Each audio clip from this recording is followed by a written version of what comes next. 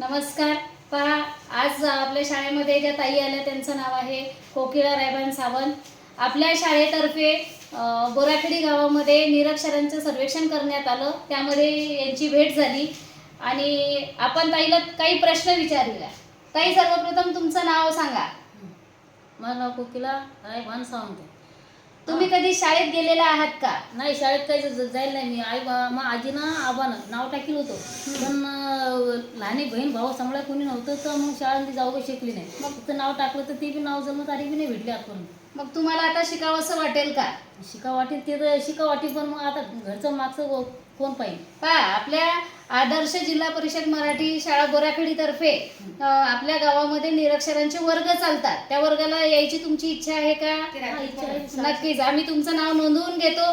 त्या वर्गाला तुम्ही नियमितपणे यायचं. आम्ही तुम्हाला लिहायला वाचायला शिकवतो. जर लिहायला वाचायला शिकला तर तुम्हाला काय करायची इच्छा आहे? पुढची जी इच्छा आहे ती तुम्हाला सांगू शकते. सध्या निरक्षर असूनही बचत गटामार्फत दुग्ध व्यवसाय चालवतात. त्यांची अशी इच्छा आहे की मी जर साक्षर झाली तर आणखी पुढे काहीतरी चांगला व्यवसाय करू शकेल. आम्ही मग आता ते गट काढला, त्याच्यावर आम्ही पापड विकू राहिले, गावरा अंडे विकू राहिलो, काय ना काय उद्योग करून लावलं, म्हणजे गट फिटल्याशी बा घर चालल्याशी पुढचा मार्ग म्हणजे साक्षर झाला तर तुम्ही आणखी काहीतरी नवीन व्यवसाय सुरू करणार. करू शकतो.